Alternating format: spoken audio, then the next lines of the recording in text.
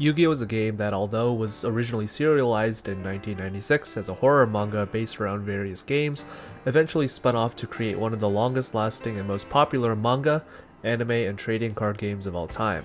However, this game has certainly outpaced its once humble origins.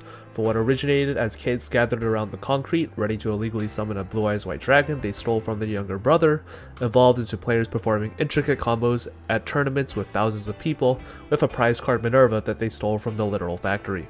The card game can be best described as a one-on-one duel between two players where they summon monsters, cast spells, and set traps in order to bring their opponent's life points down to 0, or activate some alternate win condition, such as drawing Exodia, busting out the Hot Wheels collection, or calling them a homophobic slur. Card types are broken down into 3 main types: monsters, spells, and traps, which all have their own subtypes, half of which we choose to ignore until legacy support is released. We farm reaction content out of it, claiming it'll be the next tier 0 threat, and then immediately go back to playing Zodiac with 20 trap cards. Monsters are best described as creatures who could be summoned from the hand, deck, and graveyard in order to do battle with other monsters and ultimately your opponent's life points. Most of them anyways, and certain variants of them can be special summoned from the extra deck, a special area on the board where only the most powerful of monsters reside in, only able to be deciphered by those with a PhD in linguistics, or like a 12-year-old apparently. Spells are characterized by their more powerful abilities and ease of use, whose only downside is that they don't have a body attached to them in order to attack, until they started giving them bodies to attack with. Trap cards can best be described as cards that are used to react to your opponent's plays, whether it be summoning monsters, activating spells, or playing trap cards ironically. They do require a turn of setup, however, their effects are easily the most devastating. At least they were, until the VTubers got a hold of them and printed this atrocity.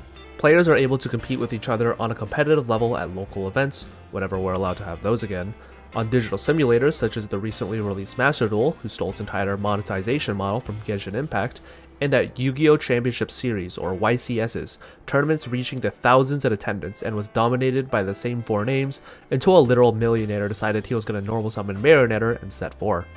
Yu-Gi-Oh!, thanks to the fact that it's existed longer than I've been alive, has gone through a multitude of changes throughout its lifespan in regards to new cards, which are secretly just combinations of old cards and diverse formats. These older formats are often played by players who want a change of pace from the current metagame, or are 40-year-olds commenting on Duologue's video talking about how XC's monsters ruined their 3rd marriage. Some of these formats include GOAT format, which is played by people who think they're chess masterminds only to blunder on move 4, Edison format, a mid-range format where you begin to shit your pants over Stardust Dragon Pass, and even newly released sanctioned ways of playing, such as Common Charity, a format that got solved 3 weeks after its release and then permanently ruined 1 ban list later.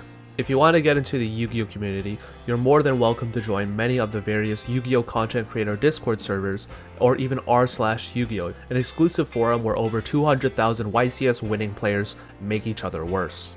Despite Yu-Gi-Oh! Being sort of a niche hobby, there exists many content creators on the platform, especially now because of the introduction of Master Duel allowing for more people to easily rediscover their childhood hobbies, which include all the Twitch and YouTube staples being reaction channels, people who don't know what the fuck they're doing, and radical political debates.